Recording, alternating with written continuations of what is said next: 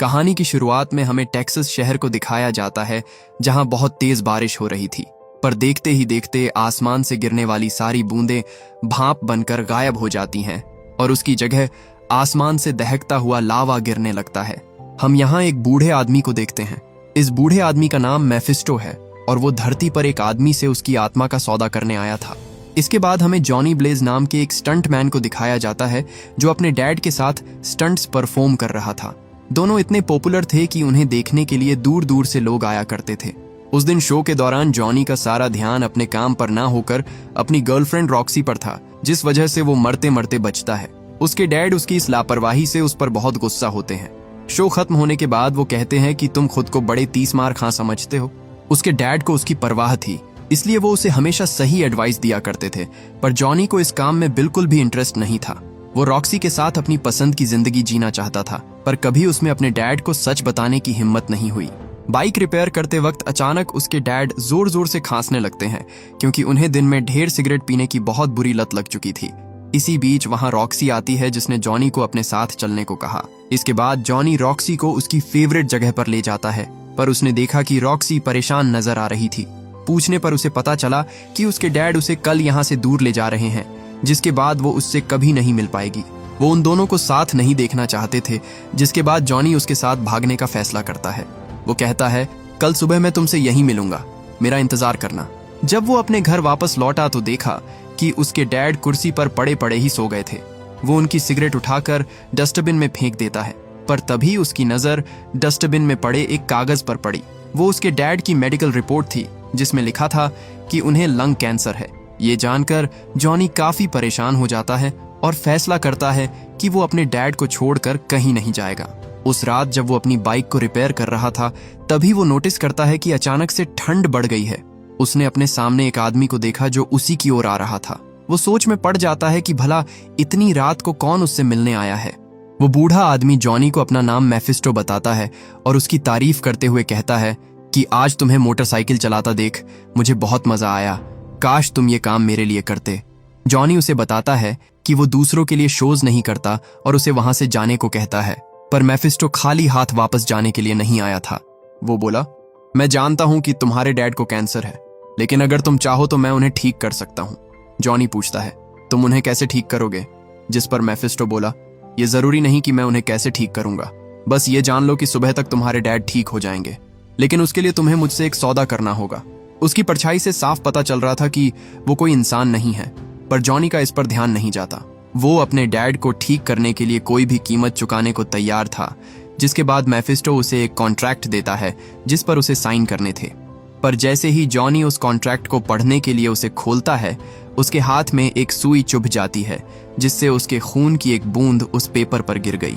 Contract पर उसके sign हो चुके थे, जिसके बाद मेफिस्टो वहां से चला जाता है। अगली सुबह जब जॉनी की आंख खुली तो उसे लगा कि उसने कोई बुरा सपना देखा है, पर तभी वो अपने डैड को देखता है, जो पहले से काफी फिट नजर आ रहे थे। डॉक्टर ने उन्हें बताया था कि वो एकदम ठीक हैं और उन्हें कुछ नहीं होगा। आज उनके शो को देखने के लिए बहुत ज्यादा लोग आए थे। वो जॉनी को जल्दी से कॉस्ट्यूम पहनने को कहते हैं, पर जॉनी उन्हें हिम्मत करके सब बता देता है। वो कहता है कि आज वो रॉक्सी के साथ शहर से भागने वाला है। वो अभी नहीं गया तो बहुत देर हो जाएगी। पर यह सुनकर उसके डैड उस पर गुस्सा हो जाते हैं।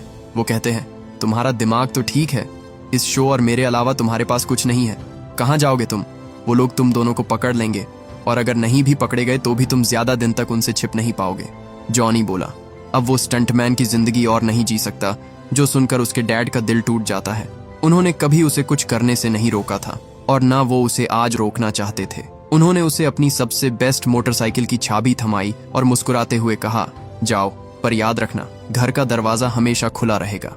इसके बाद वो अकेले अपने शो को परफॉर्म करने जाते हैं। उन्हें एक जलते हुए रिंग से बाइक कूदानी थी, पर वो जैसे ही उसके करीब आए, उनकी बाइक फिसल गई और उनका एक्सीडेंट हो गया।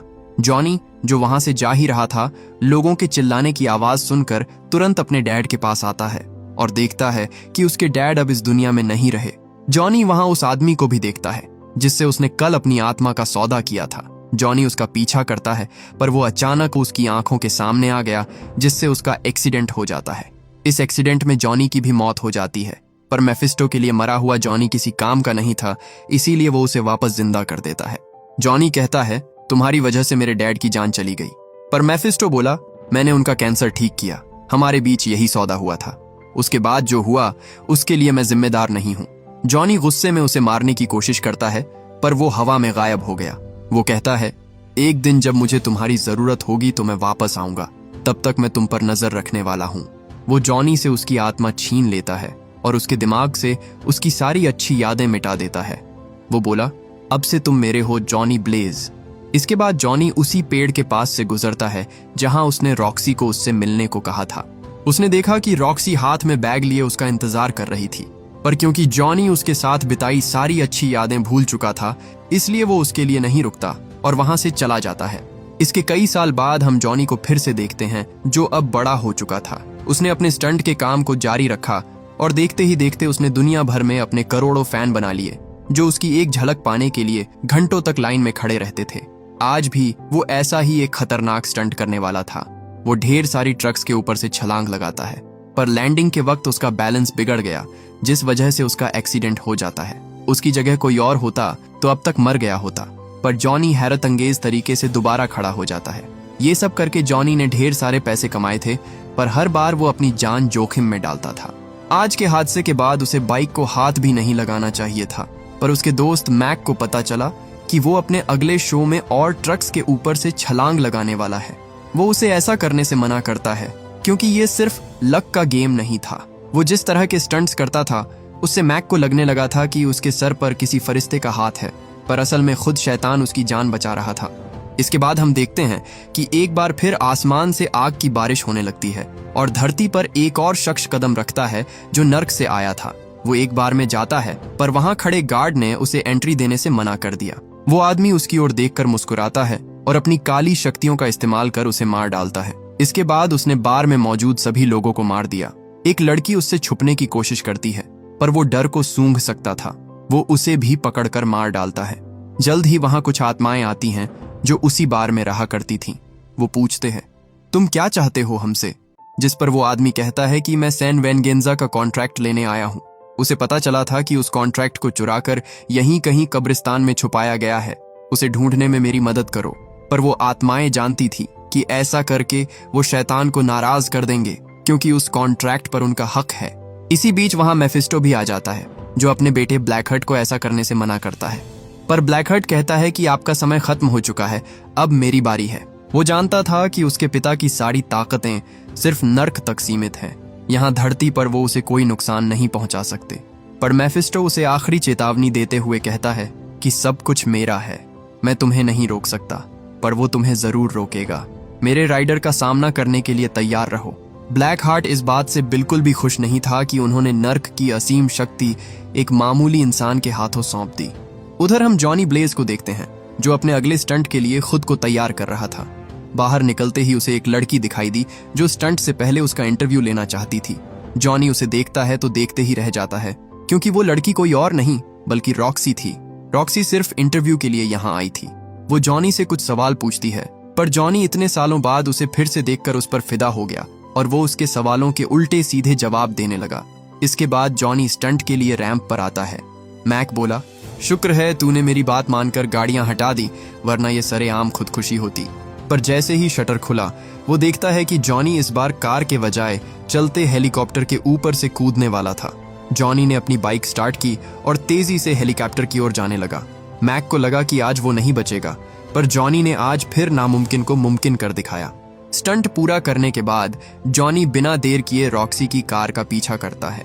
वो उससे उस दिन के लिए माफी मांगना चाहता था, पर रॉक्सी अब भी उस दिन को लेकर उससे नाराज थी, पर वो उसे किसी तरह डिनर पर चलने के लिए मना ही लेता है। उस रात रॉक्सी एक होटल में बैठकर उसके आने का इंतजार करती है, पर हर बार की तरह वो इस बार भी लेट था। वहीं हम जॉनी को देखते हैं, जो शीशे के सामने खड़े होकर रॉक्सी से माफी मांगने की प्रैक्टिस कर रहा था, पर तभी उसके हाथ अचानक से लाल होने लगते हैं। उसे अपने कानों में एक जानी पहचानी आवाज सुनाई दी, जो उसे अपनी ओर बुला रही थी। जॉनी ने उस आवाज का पीछा किया और उसकी आहट से पता लगा लिया कि वो कहाँ खड़ा है। वो बोला, दूर रहो मुझसे, यहाँ क्यों आए हो? मेफिस्टो उसे कहता है, मैं हमेशा तुम्हारे पास ही था जॉनी, पर अब समय आ गया है कि तुम मेरा एक काम करो। उस आदमी को ढूंढो जिसका नाम ब्लैक हार्ट है और उसे खत्म कर दो। पर जॉनी बोला, तुम खुद ही उसे ढूंढ लो, मैं किसी को नहीं ढूंढने वाला। वो बाइक स्टार्ट करके वहां से जाने ही वाला था कि तभी उसकी बॉडी उस बाइक से चिपक जाती है। मेफिस्टो बोला, मैंने कहा था कि जब मुझे तुम्हारी जरूरत होगी मैं वापस आऊंगा। अब तुम अपने वादे से मुकर नहीं सकते। हमारे बीच सौदा हुआ था, अगर कामयाब हुए तो मैं तुम्हें तुम्हारी रूह लौटा दूंगा। जॉनी बाइक स्टार्ट करने की कोशिश करता है, पर उसकी बाइक अब उसके काबू में नहीं थी। वो अपने आप ही चलने लगती है और बढ़ते बढ़ते उसकी स्पीड इतनी तेज हो गई कि कुछ ही देर में जॉनी हवा से बातें करने लगा। वो अपने रास्ते में आने वाली हर चीज को तबाह कर देती है। उसे पूरा शहर घुमाने के बाद उसकी बाइक जॉनी को उठाकर दूर फेंक देती है। पर यह सिलसिला बस यही नहीं रुकता। देखते ही देखते जॉनी की आंखें जलने लगीं। उसके पैरों ने आग पकड़ ली, जिससे उसका पूरा शरीर जलने लगता है। उसके चेहरे की चमड़ी पिघलकर उसकी खोपड़ी से अलग हो जाती है और आखिर में सिर्फ उसका कंकाल ही बचता है, जो नर्क की आग से जल रहा था। जॉनी अब एक घोस्ट राइडर में तब्दील हो गया था, एक शापित शिकारी जो नर्क से भागी आत्माओं को सजा देता है। जब वो बाहर आया तो उसने देखा कि ब्लैक हार्ट उसके सामने खड़ा था। घोस्ट राइडर कहता है, तुमने नियम तोड़ा है, वापस जहन्नम में लौट जाओ। पर तभी एक आत्मा उसे उठाकर दूर फेंक देती है। उन्हें लगा कि घोस्ट राइडर का खेल खत्म हो गया, पर तभी वो दोबारा जिंदा हो जाता है। वो ब्लैक हार्ट को मारने के लिए आगे बढ़ा, पर उस तक पहुंचने से पहले उसे उसकी गुलाम आत्माओं का सामना करना पड़ता है। वो उसे ट्रक से कुचलकर वहां से जा ही रहे थे कि तभी घोस्ट राइडर दोबारा से उठ खड़ा होता है। जल्द ही उन आत्माओं को उसकी ताकत का एहसास हो गया। वो घोस्ट राइडर से रहम की भीख मांगता है, पर घोस्ट राइडर बोला, तुम्हारे पापों का घड़ा भर चुका है, और बस इतना कहकर वो उसे वापस नर्क में भेज देता है। इसके बाद घोस्ट राइडर जॉनी की बाइक को छूकर उसे पूरी तरह से ट्रांसफॉर्म कर देता है। नर्क की आग से उसकी बाइक एक खौफनाक मशीन में बदल जाती है।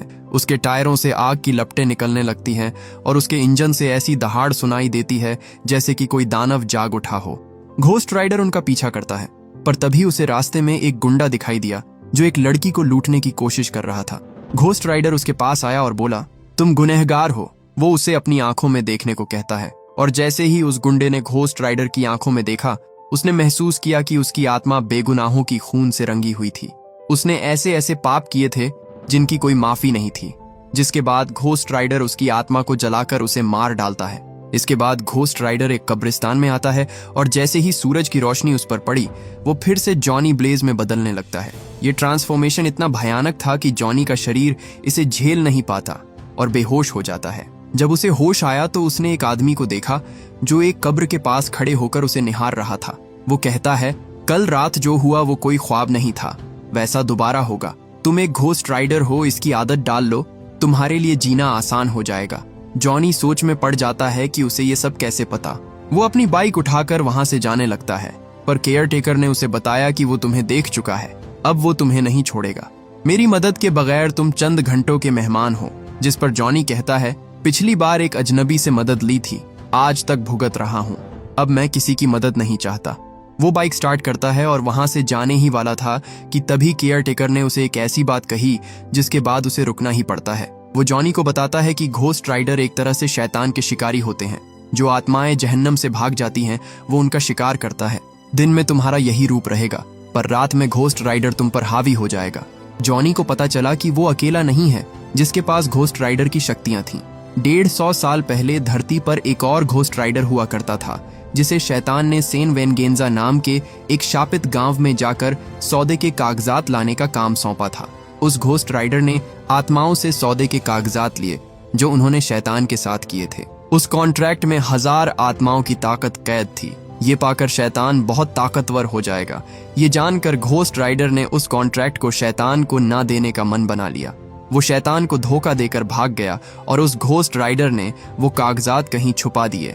उसके बाद वो खुद भी हमेशा के लिए गायब हो गया ताकि उस कॉन्ट्रैक्ट का राज कभी किसी के हाथ ना लग सके। पर वो नहीं जानता था कि एक दिन उसे हासिल करने के लिए शैतान से भी बदतर कोई आएगा। इसके बाद जॉनी उस जगह पर जाता है जहां पिछली रात उसने तबाही मचाई थी। वहीं हम रॉक्सी को भी देखते हैं जो उस लड़की का इंटरव्यू ले रही थी जिसे कल रात घोस्ट राइडर ने बचाया था। उसने बताया कि कैसे वो पूरी तरह हड्डियों का बना हुआ था और उसके सर से आग निकल रही थी, पर किसी को उसकी बातों पर यकीन नहीं होता। जॉनी कल रात डिनर पर ना आने के लिए रॉक्सी से माफी मांगता है, पर अब सब खत्म हो चुका था। रॉक्सी उससे बहुत ज्यादा नाराज थी और शायद ही अब वो उसे कभी माफ कर पाती। उस रात जॉनी अपने अंदर के घोस्ट राइडर को फिर से बाहर लाने की कोशिश करता है, पर घोस्ट राइडर सिर्फ जरूरत पड़ने पर ही बाहर आता था। जॉनी ने कुछ हद तक अपनी पावर्स को कंट्रोल करना सीख लिया था, पर अब भी उसे बहुत कुछ सीखने की जरूरत थी। रॉक्सी उसे गुड बाय कहने आती है क्योंकि कल वो अपने शहर वापस लौटने वाली थी। सुबह उसने उसे जो भी भला बुरा बोला उसके लिए वो जॉनी से माफी मांगती है। जॉनी उसे सब सच बताना चाहता था, पर उसे डर था कि कहीं वो उसे पागल ना समझे। पर रॉक्सी उसे भरोसा दिलाती है कि वो उसकी हर बात पर विश्वास करेगी, चाहे सच कितना भी अजीब क्यों ना हो, वो उसे पागल नहीं समझेगी। इसके बाद जॉनी ने उसे बताया कि उसने अपनी आत्मा को बेच दिया है, जिसकी वजह से वो हर रात एक मॉन्स्टर बन जाता है और शहर में तबाही भी उसी ने मचाई थी। उसने सब सच बता दिया, पर जिसका उसे डर था वही हुआ। रॉक्सी उसकी बातों पर यकीन नहीं करती और वहां से चली जाती है। उसके जाते ही पुलिस वहां आती है, जिन्होंने जॉनी को अरेस्ट कर लिया। क्राइम साइट पर उन्हें उसकी बाइक की नंबर प्लेट मिली थी और सड़कों पर टायरों के निशान भी उसकी बाइक के टायर से मेल खाते थे, जिस वजह से पुलिस का पहला शक उसी पर जाता है। वो जानना चाहते थे कि उसने ये सब कैसे किया और उसके साथ कौन कौन शामिल है। जॉनी कहता है कि उसे कुछ नहीं पता, पर वो उसकी नहीं सुनते और उसे उठाकर जेल में डाल देते हैं। इसी बीच जॉनी के अंदर का घोस्ट राइडर बाहर आने लगता है। जेल के कैदी जॉनी को देखकर बहुत खुश होते हैं। वो अपने मजे के लिए उसे बहुत मारते हैं। एक लड़के ने जॉनी को बचाने की कोशिश की, पर उन्होंने उसे धक्का देकर नीचे गिरा दिया। सब झुंड बनाकर जॉनी को पीट रहे थे, पर तभी जॉनी घोस्ट राइडर में ट्रांसफॉर्म हो जाता है। इसी बीच उसकी नजर एक कैदी की स्टाइलिश जैकेट पर पड़ती है, जो उसे काफी पसंद आई। वो उससे वो जैकेट छीन लेता है और उसे पहनकर वो और खतरनाक लग रहा था। इसके बाद घोस्ट राइडर जेल की सलाखों को पिघला कर बाहर निकल जाता है। एक पुलिस वाले ने उसे रोकने के लिए उसके सर पर डंडा मारा, जिससे उसका जबड़ा टूट जाता है, पर घोस्ट राइडर ने उसे ठीक कर लिया और उसे एक आखिरी वार्निंग देकर वहां से चला गया। उधर हम ब्लैक हार्ट को देखते हैं, जो एक चर्च में आता है। वो फादर से पूछता है कि सैन वेनगेंजा का कॉन्ट्रैक्ट कहाँ है, पर फादर ने कसम खाई थी कि वो मरते दम तक उसकी हिफाजत करेगा। वो अपना क्रॉस निकालकर ऊपर वाले से मदद मांगता है, पर उसकी प्रार्थनाएं उसके किसी काम नहीं आती और ब्लैक हार्ट उसे मार डालता है। इसी बीच घोस्ट राइडर पुलिस वालों से बचकर भागने की कोशिश कर रहा था, पर जल्द ही उसे चारों ओर से घेर लिया जाता है। पुलिस को यकीन ही नहीं हो रहा था कि वो एक जलते हुए आदमी को देख रहे थे। घोस्ट राइडर को जब कोई दूसरा रास्ता नहीं मिलता तो वो सीधे पानी में कूद जाता है, पर क्योंकि उसकी आग नर्क की थी, इसलिए पानी भी उसकी लपटों को बुझा नहीं पाता। ब्लैक हार्ट जैसे ही चर्च से बाहर निकला, उसे घोस्ट राइडर की आवाज सुनाई दी, जो तेजी से उसी की ओर आ रहा था। जिसके बाद ब्लैक हार्ट ने एबिगोर को उसके पीछे जाने को कहा। घोस्ट राइडर उन तक पहुंचने ही वाला था कि तभी एबिगोर उस पर हमला कर देता है। घोस्ट राइडर ने सबसे पहले उसे पकड़ने की सोचता है, जिसके लिए वो बिल्डिंग पर चढ़ गया। एक हेलीकॉप्टर ने उसे रोकने की कोशिश की, पर वो उसे अपनी जंजीर से फंसाकर दूर फेंक देता है। उसने एबिगोर को भी पकड़ने की कोशिश की, पर उसके पास हवा की शक्तियां थीं, जिस वजह से वो उसके हाथ नहीं लगता। एबिगोर को लगा वो उसका कुछ नहीं बिगाड़ सकता, पर घोस्ट राइडर अपनी जंजीर को गोल गोल घुमाने लगा, जिससे आसपास की हवा उसकी ओर खींची चली आती है। एबिगोर ने भागने की कोशिश की, पर वो भी उसमें फंस कर मारा जाता है। इसके बाद वो नीचे आता है, जहां पूरी पुलिस फोर्स हथियार लिए उसका इंतजार कर रही थी। उनके बीच वो रॉक्सी को देखता है और उसके पास आने की कोशिश करता है, पर उसे खतरा समझकर पुलिस वालों ने उस पर गोलियों की बारिश कर दी, जिसके बाद जॉनी वहां से चला जाता है। ब्लैक हार्ट, जो दूर खड़ा ये सब देख रहा था, उसे अब घोस्ट राइडर की कमजोरी मिल गई थी। जब जॉनी को होश आया तो वो खुद को फिर से केयरटेकर के घर में पाता है। वो जॉनी को सलाह देता है कि तुम अपने परिवार और दोस्तों से दूर रहो, ताकि वो उन्हें तुम्हारे खिलाफ ना इस्तेमाल कर सके। जॉनी को एहसास होता है कि उसने कल रात कितनी बड़ी गलती कर दी थी। वो जल्दी से अपने घर जाता है, पर वहां पहुंचकर उसने देखा कि ब्लैक हार्ट ने उसके दोस्त मैक को मार दिया था। इसके बाद वो रॉक्सी के पास गया, पर तभी ब्लैक हार्ट उस पर हमला कर देता है। जॉनी जल्दी से घोस्ट राइडर बन गया और उसे उसकी आंखों में देखने को कहा, पर ब्लैक हार्ट उस पर हंसने लगता है। उस पर घोस्ट राइडर के सबसे ताकतवर हथियार का कोई असर नहीं होता। वो कहता है, क्या जलाओगे जब मेरी कोई आत्मा ही नहीं है? शायद वो केयरटेकर तुम्हें ये बताना भूल गया। ब्लैक हार्ट अपनी काली शक्तियों से घोस्ट राइडर के आग की लपटों को ठंडा कर देता है, जिससे जॉनी अपने असली रूप में लौट आया। ब्लैक हार्ट कहता है, अब से तुम मैफिस्टो के लिए नहीं, मेरे लिए काम करोगे। उस केयरटेकर से सौदे के कागजात लेकर आओ और मुझसे सेन वेगेंजा में आकर मिलो, तब शायद मैं इस लड़की की जान बख्श दूं। इसके बाद जॉनी केयरटेकर के पास आता है और देखता है कि ब्लैक हार्ट ने उससे भी कॉन्ट्रैक्ट लेने की कोशिश की थी, पर उन्होंने उसे वो कॉन्ट्रैक्ट नहीं दिया। जॉनी जानता था कि वो उसे भी वो कॉन्ट्रैक्ट नहीं देगा, इसलिए वो खुद उसे ढूंढने लगता है। पर केयर टेकर कहता है वो वहां नहीं है जॉनी। पता चला कि उसने वो कॉन्ट्रैक्ट किसी सीक्रेट जगह पर नहीं बल्कि अपने फावड़े में छुपा रखा था, जिसे वो हमेशा अपने साथ लेकर चलता था। उसने जॉनी को वो कागजात दे दिए और कहा, तुम्हें जो सही लगता है वो करो। उसका मानना था किसी की जान बचाने के लिए जो अपनी आत्मा को बेचने की हिम्मत करता है उसमें दुनिया बदलने की ताकत होती है। तुमने कभी लालच में आकर शैतान से सौदा नहीं किया, शायद इसलिए आज ऊपर वाला तुम्हारे साथ है। वो कहता है अब हमें सैन वैगेंजा के लिए निकलना चाहिए वरना बहुत देर हो जाएगी। केयर टेकर आवाज देकर अपने घोड़े को बुलाता है और वो जैसे ही उस पर बैठा वो भी एक घोस्ट राइडर बन जाता है। जॉनी को पता चला कि उसी ने 150 साल पहले शैतान से वो कॉन्ट्रैक्ट चुराया था और तब से वो उसकी रक्षा कर रहा है। उसके बाद दोनों एक साथ सैन वैगेंजा की तरफ निकल पड़ते हैं। हवा को चीरते हुए दोनों कुछ ही घंटों में उस शापित गांव के छोर तक पहुंच जाते हैं।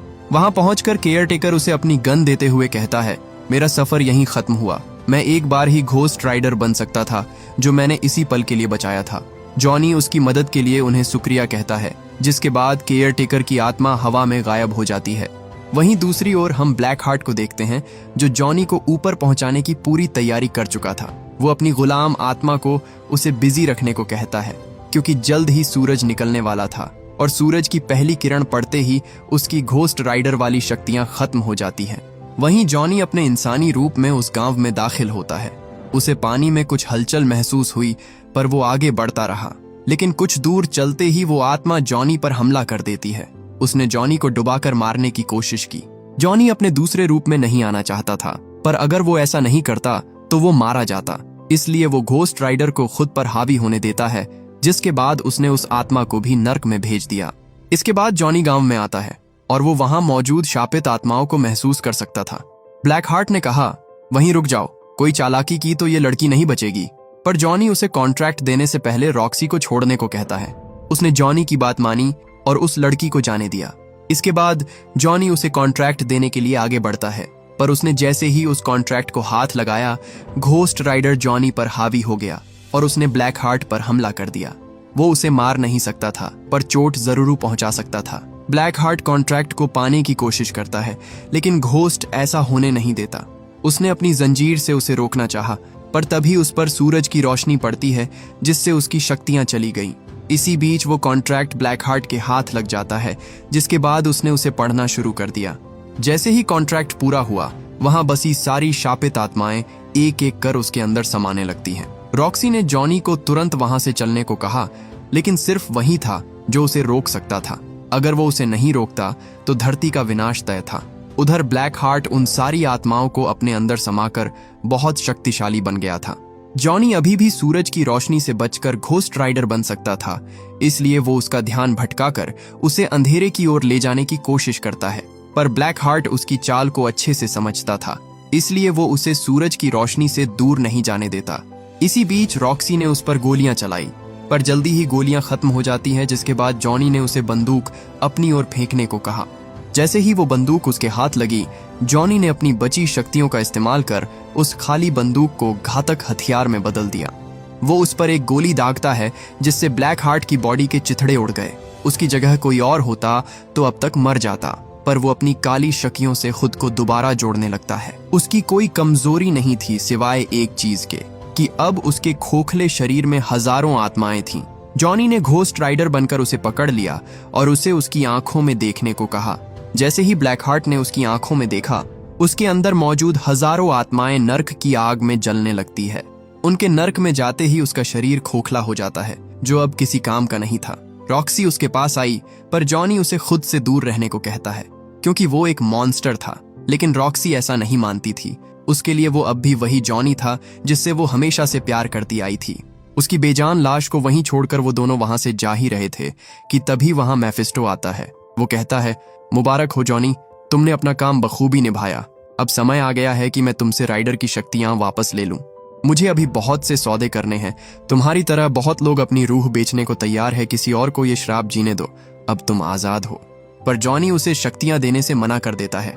वो कहता है, अब से मैं श्राप के साथ जीऊंगा, उसे तुम्हारे खिलाफ इस्तेमाल करूंगा, और जब जब तुम्हारी वजह से किसी मासूम का खून बहेगा, तब तब मैं नर्क की आग लेकर तुम्हारे पापों का हिसाब लेने आऊंगा। उसके इस धोखे से मेफिस्टो गुस्से से भर उठता है और कहता है, तुम्हें इसकी सजा जरूर मिलेगी। उसने अपनी स्टिक जमीन पर मारी और अपने बेटे को लेकर वापस नर्क में चला गया। आखिर में हमें दिखाया जाता है कि जॉनी और रॉक्सी वापस उसी जगह मिलते हैं जहां उन्होंने सालों पहले एक दूसरे से दोबारा मिलने का वादा किया था।